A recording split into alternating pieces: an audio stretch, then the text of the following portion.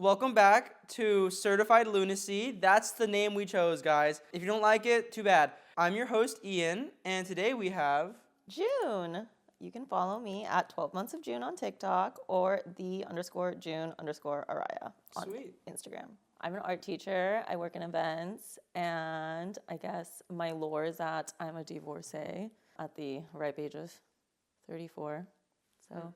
yeah, so follow her, follow the channel if you don't follow already, and let's get goofy. Let's get goofy. Well, in particular, you mentioned that you worked in events, and I wanted to touch upon that. We live in LA, one of like the nightlife hubs of the world, and you've been working in nightlife for a while now and pretty often.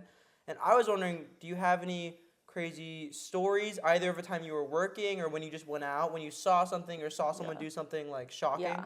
Okay, so like the grossest night out I ever had was this afters rave, right? So it was supposed to have this like gorgeous like lighting set up. Well, let's explain to them what is an afters and what is a rave. An after. Because what is a rave? That's a good question. Well, let's start with afters. Okay, afters is like every bar and club in LA closes at 2, which is like the shittiest part of LA. So then you like are drinking and you want to keep going. So there's these kind of underground parties that are called afters. Mm-hmm. And they're usually kind of like, not shady, but they're a little grimy. Yeah, very like grimy. Either like in a basement or like a warehouse, something like that. Mm-hmm. And a rave, I mean, most people probably know what a rave is, but I would just say it's like a dance party. It's like a big dance party, basically. EDM dance party. Yeah, EDM dance party with like tons of flashing lights. Mm-hmm. So, boom, afters rave. Okay, it was like the rainiest week in LA, and it was such a long line, and we're just in rain. We don't have umbrellas, and we're just like there, and something's going on, so we can't get in. And we finally get in. I just saw a girl just like waddle out towards the entrance. And we're like, what the hell is that smell? I'm pretty sure she had diarrhea. Didn't make it to the porta potties. So, and then on top of that, like, you know, like wet dog smell? Yeah. There's like wet human smell. Because everyone's soaked. Well, everyone's in party clothes. Yeah, everyone's in party clothes. Hardly dressed. Yeah. Standing in the rain. You're sweaty in the rain, and then we get in, so it's already smelly because it just smells like wet human. And then hundreds of wet humans. This girl just has like diarrhea on the floor? Yeah, on the floor, I think, allegedly. That's insane. And did you stay? Yeah, that's the fucking diabolical part. It's like, what the fuck were we doing? We could have left and we did not leave. I had like a rave fan and I had perfume, so I put like perfume on a rave fan, and I was just like fanning myself, trying to stay. It was disgusting. That's terrible. Did you ever see the girl? No. Do you think she went home? I don't know. I feel like it's mandatory go home. Like you diarrhea in the cut. Like you gotta go home. Have to go home. That's crazy. On the floor?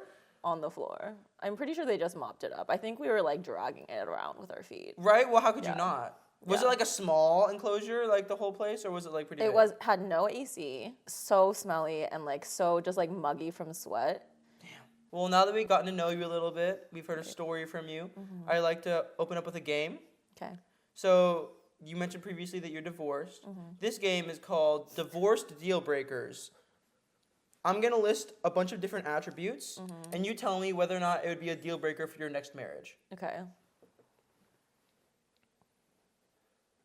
Under 5'8". Oh, no. No? No. 10 years older or younger than you? No. Biracial? You're just describing yourself. No. No.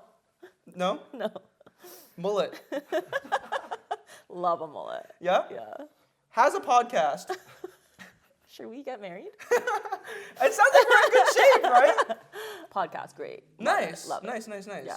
No, but seriously, so that was my bit that I had planned. But are there anything, like what lessons have you learned? You've been divorced. I mean, I don't want to get too serious with it, but is there any particular personality traits or even maybe physical traits where you're like, I would never do that again?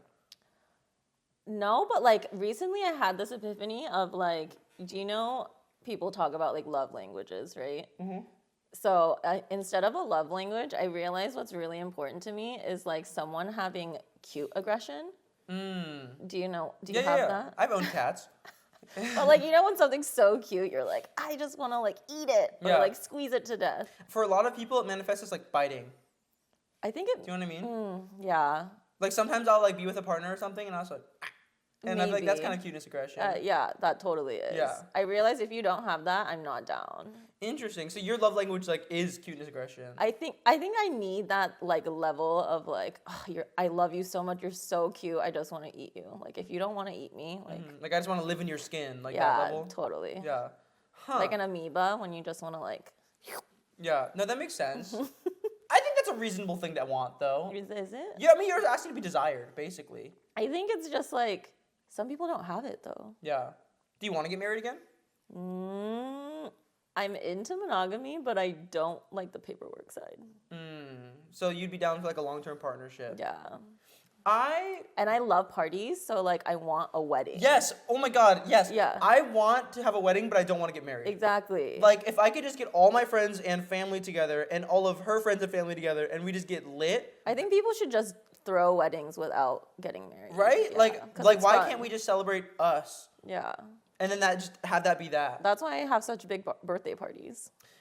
Yeah, at the same time, I really want to I want to have a funeral but not be dead.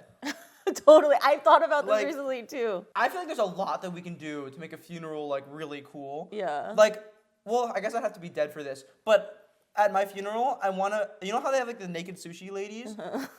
I want like that, but it's me. And like instead of just sushi, Instead it's of like, but you're alive still. well, I guess in this situation, I guess I could be alive, but that'd be kind of freaky if I was alive. Nah, dead. Like dead and also like embalmed. If you were embalmed, you want to be the sushi plate. Yeah. And then like, but instead of like sushi, I want it to be like fun shit. So like, Flaming hot Cheetos. I was thinking like cocaine. Okay. Or like Molly in my nose, and then like little like ecstasy pills, and then like the entrance ticket to get in is you have to like do a drug off my body. If I got married again, I would want like a bachelorette party, and the theme would be funeral, like That'd be sick. death to the streets, and then my friends would have eulogies for me and stuff. Dude, that's so genius. Like, tell me how much you love me, you know? Keeping on the topic of marriage and dating, have you ever heard of a business card? No, what's that? So, my friend who's like chronically single and always trying to get girls at the club and stuff, I'm always wingirling him. So, for his birthday, I made him business cards, which is basically like a business card, but like promoting him. Like a resume. Kind of. This one, I made it for him, and it says, "Hey," really big, and then it says, "You're hella hot," or something. like, "You're mad cute," yeah, something yeah. like that. And then on the back, it has his QR code to his Instagram, his name, and then I put about, for him, I put cat dad, car owner, employed. And then I said DM for references. Has it ever worked? I don't know. I haven't seen it in action yet, but like, you know, rave culture, there's like trinket culture. Like candy and like Yeah, like the bracelets and stuff. bracelets. Like there's a lot of like trading of like Yeah. insignificant items. Yeah, little things like sprouts. But I feel like within that culture, it's like normal to give out weird things to like girls and people. So I think in that frame, I think it'll work. Yeah, You that know? makes sense. Because I was about to say, like, I feel like if I went to the club and I pulled up with a business card, I'm not sure if it would work, only because I've met many girls who, if a guy approaches them at the club, they Right. want him to actually put in something. Whether that be, like, buying them a drink. Yeah. Or actually sitting and getting to know them a little bit. Not just being like, hey, you're hot, give me your number. Right. Because that would never work. But it's like a funny thing. It's like It is funny. pulling a funny card, and then like It's also you can have a conversation about it. But it's unoriginal. She knows that she's not the first girl that you've done that to. Given a business card. Exactly. Like, it's not like you printed it for her. You know what I mean? Right. Like, so So you wouldn't do it. I wouldn't do it only because I already don't approach people at the club. Why don't you approach people? Terrifying. Really? It's so scary. I think as a man in the modern dating world, like the number one thing that most of us are terrified of is making a girl feel uncomfortable. Oh, right. Like me tooing someone. Not even me accidentally. tooing, because like, okay, I'm not getting, no one is me tooing me. No one is even gonna have a chance to me too me. But even like he's a weirdo card, or he's the Right. creep guy. And like, Right. sure, part of that is behavioral, but I think part of that is just basically attraction. But how do you feel about getting hit on by girls? Oh, amazing. Yeah. A girl who I would never approach or would never be interested in, if she hit on me, I would go home with her that night. Really? 100%. No way. 100%. Because it takes all of the, Pressure. yeah, like it's like, The biggest thing preventing me from talking to girls at the club is that I'm afraid that I'll make them feel uncomfortable. So if they make the first move on me, I know she's into me. So it's like, okay, I have some leeway to like flirt here. Sure. I feel like I'm very open about like talking to people. I'm just like super extroverted. But you're a pretty girl. Yeah, but like I don't go home with a lot of those people I talk to. I'm not saying you have to, but you could. No, I don't think like it's not being received well. I don't think the way like men are always like, oh, just shoot your shot, it's gonna work, and I'm like. But I think there's a difference between getting rejected and getting the you're a weirdo. Because to me, like I love being rejected. It's such a relief. Because, like, it's such a high-stress situation when I'm, like, trying to, like, talk to these girls, trying to say things that are, like, intelligent, but really it's probably just stupid. As soon as they reject me, I'm like, oh, thank God. Like, I get to walk away. How are you approaching I don't fucking know. Usually I'll hit them with something, like, slightly chaotic. Nothing too crazy. Like, for example, like, a lot of girls wear cargo pants, right? So I'll be like, how many pockets do you have? No, that's a good one. It's decent, right? And then we get to like count the pockets together because she doesn't know. No way she knows. Like automatically she has 13 pockets, right? And then I'll say something like, "That's like way too many pockets. Like, what do you put in there?" And it's always nothing. Like it's just like phone, wallet, keys. Yeah. And then I'm like, "Oh, like." We carry a purse. We don't even use the exactly. Cargo Like pockets. it's just for. I mean, who wears cargo pants for the utility? Nobody, right? Then I'd do something like, "Oh, well." What would you put in there? Like if you had to fill it, and then we can like, yeah. So something like that. Like it's just a little chaotic. But I think in general in the club, like if you approach a girl and she's not into you, it's pretty easy to get the creepy tag, even if you do it really chill, you know? And I think also because I'm nervous and because I'm hesitant, that can actually work against me in that sense. Because like I'm like kind of lingering too long before I say something. Because I'm like psyching myself up, right? Yeah. But they're probably like, what is he doing, you know? So, I don't know. We can keep it rolling with this like dating concept. So this is a take that I have about dating apps. Always double text. Always double text. I promise you. Yeah, sure, she might have ghosted you. Yeah. But she also might have just forgotten. I think especially on dating apps, or if you like just get someone's number off of a dating app, like the threshold to be ignored is very low. Either like they just don't want to respond to what you said, or they just forget. I mean, on a dating app, some girls are getting 20 matches a day, right? So if you just toss out like a, I miss us, or something like that, I just feel like as long as you're respectful about it, you're just letting her know like, hey, I'm actually serious about this. Totally. I agree. Right? Yeah. And like, don't keep doing it, right? So if they don't respond on the second one, leave it. Honestly, I don't even care. Like, what is it to me getting double, triple texted? I'm just gonna keep ignoring you if I'm gonna ignore you. Right. Well, I think at that point it's more of like a dignity thing. Sure. I think like one, you're just like, hey, like don't forget about me. But after that, it's kind of like really desperate coming off. So if you want to do it, but I wouldn't. You have some good one-liners, I feel like, though. I was about to go into that. Yeah. This is free game. These are the two best. If she leaves you on red or delivered, well, red is tough, but delivered. I miss us. It only works though if you don't know them, right? So like if you've been going on dates and shit, like it's kind of creepy. Yeah. But like if you just match this girl on a dating app, or if you just got her number off the dating app, I miss us is funny as fuck. Cause it's like the audacity. It's us. Like there was never an us, right? Promise that is the highest percentage shot I've ever had. More than any singular pickup line, more than anything. Like in fact, my likelihood of like meeting a girl in person increases if she ghosts me and I say I miss us. Like I think I am more likely to convert that into a date than if we just get it off the dating app immediately. I don't know why, but for some reason it's like a super high percentage shot.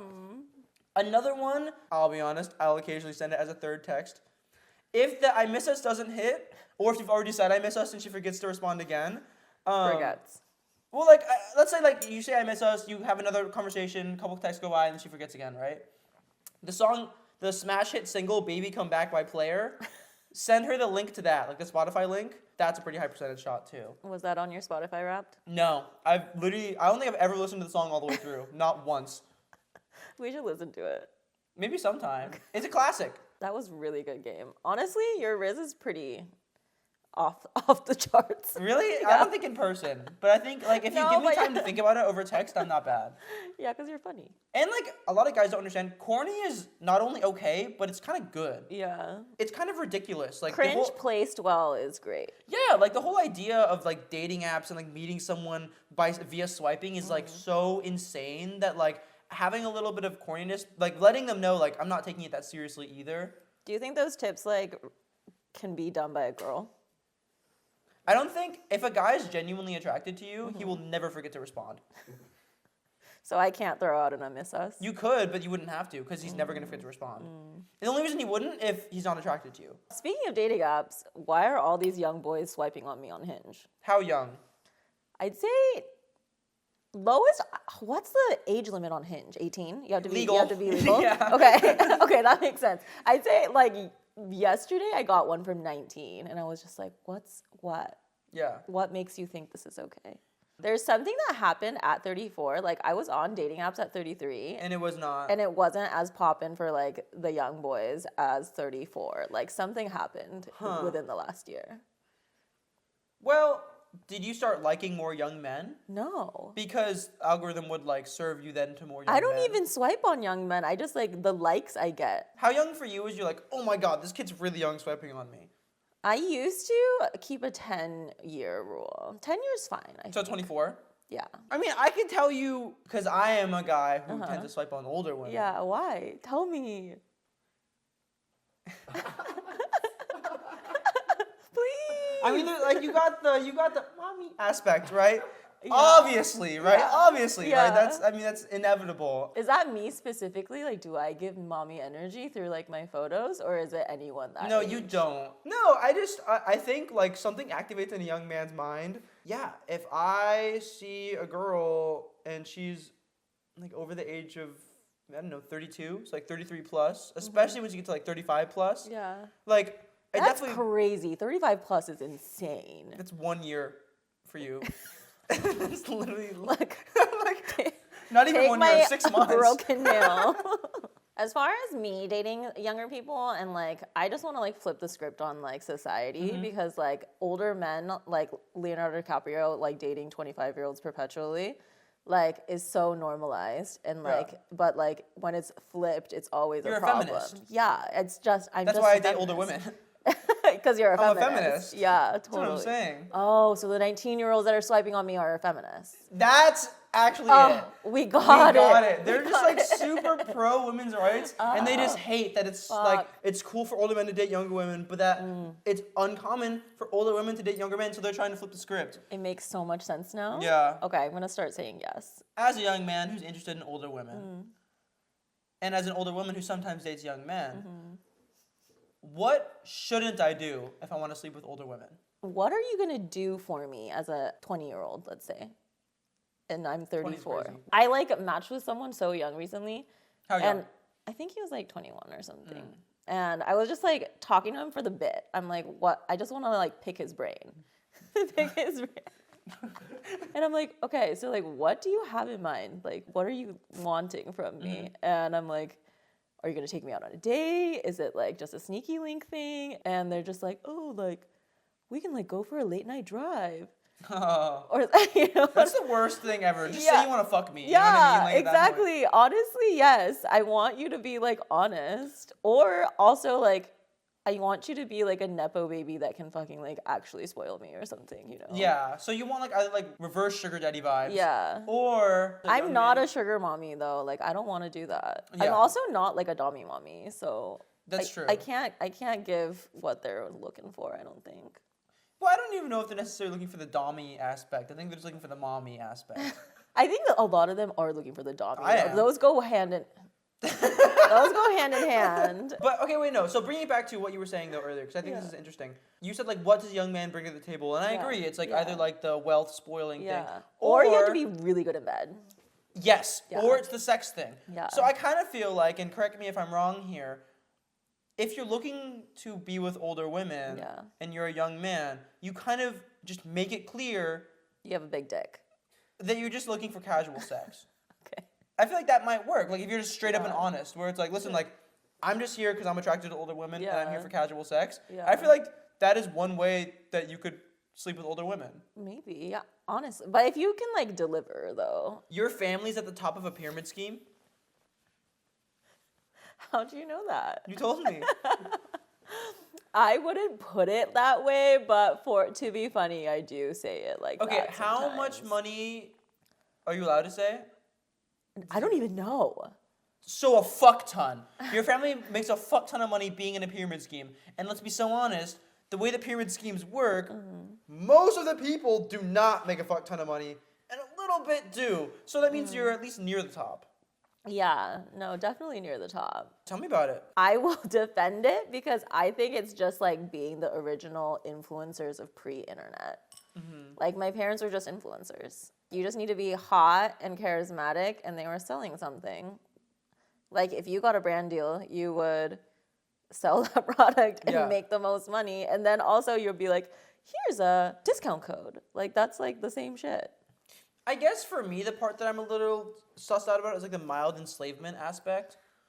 Tell me more about mild enslavement. Yeah. Okay, well, there are actually like insidious, terrible pyramid schemes as a business model. Like people have taken advantage of it, but like the one my family does, I promise you, will not like kidnap you and make you cut ties with your family. Then will you say it? Say what? What pyramid scheme is it then? No, I can't. It's the first one that I ever MLM'd ever. I'll say that. Notice how she's not saying it. I'm just saying I feel like that's kind of sus. If you genuinely were guilt-free and there was no issues with the pyramid scheme and it was like a totally moral pyramid scheme, well, you could just be like, this is the scheme. This is the people who I work for, and we don't do bad things. But you're not saying I actually just don't even know the legalities of me talking about it. There's legalities about it. Like, that's crazy. Like, because, right, I can say who I work for. Most people can say who and where they work. You know what I mean? Well, are you going to join? No, never. Why? Because I've read about your pyramid scheme, and I've heard that people literally sell their cars. Like, people crash out over the shit. What? They're not doing it right. Yes. I mean, you're not in my pyramid. You know, like, we each have individual pyramids. You're not in mine. Okay. Like, we would take care of you. I would hope so. Yeah. But let's talk about, like, the lifestyle. You're at the top of this MLM, whatever you want to call it. For you, it was your parents who got into it, so you've been involved since birth, basically. Yeah. I grew up in, like, the pyramid scheme meetings. Yeah. Do you have any, like, anecdotes or stories that can give people a little bit more of an idea of what it's like to be, like, pyramid scheme royalty? So I guess, like, the biggest thing that is, like, how we get people to join to be a salesperson is, like, there's non-cash rewards. So, like, if you get to a certain level, you get to go on, like, vacations and stuff. Yeah. That's why I'm going to Australia on Monday. Nice. Yeah. They really, like, pry off of, like, hierarchy. Yeah. Yeah. So they, like, give the upper people, like, really special treatment. Like, we're, like, super special. We get there and there's, like, black cars and drivers. They, like, pick you up. Like, we're treated like celebrities. And how did your family do this? Like, how did you luck out? Are they just, like, really good at pyramid scheming, or, like... Can you not drag my mom like that? Well, my mom was an actress in her time, and she was, like, semi-famous, I think. And then she got brought into this business, and, like, she just had clout. So, and she's just, like, really good. She's, like, truly, like, a savant. You should have her on the show. Yeah? Yeah. I feel like there is some beating around the bush happening right now.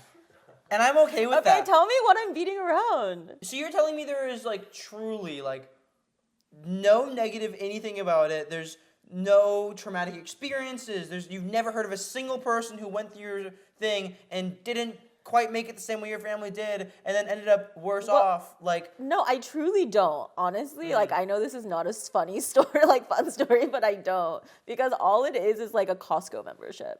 Like, you pay, like, $50 to be in the business. So, like, what are you losing? And then, like, if you're buying the products, they're good products. Okay. Yeah. Well, it's honestly the internet might disagree with you. But it's not one of the ones that, like, you get, like, a pink car.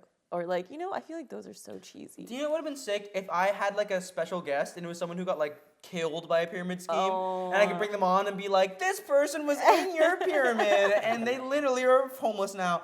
But I don't have that. So maybe I'll just pop up on screen a couple different assets about pyramid schemes, and people can decide for themselves. Okay.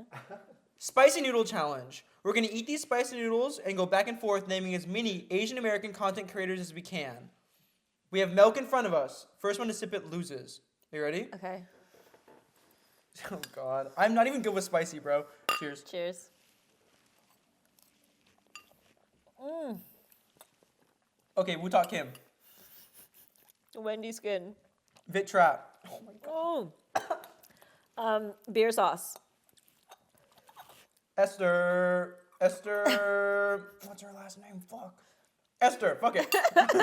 Is she a Kim? No, I think Jeremy is Jeremy Kim though. Jeremy Kim.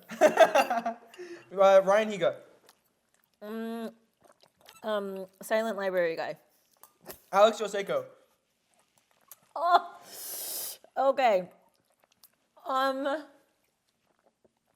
Ian Wu. Okay. Oh my God. Venos Gaming. 949. Views from 6'8". I don't know anymore. Me. Do I count? Yeah, you're good. Fuck. Wait, I want milk so bad. I'm literally crying. I've never wanted milk more in my life. What is... Oh, fuck. It's making it so hard to think. I know. You're turning red. Madhu Lee. Oh, Maru's so cute. Oh, fuck. I don't know.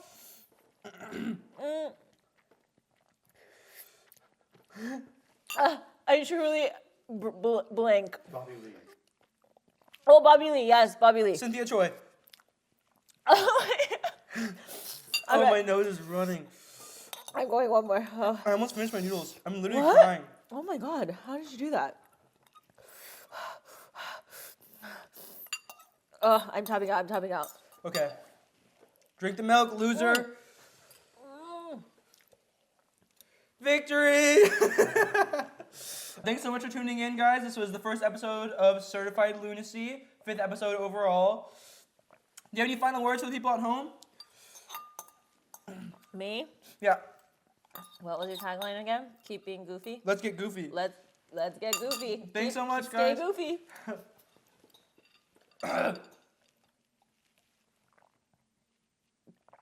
Oh, that tastes so good. It's so good.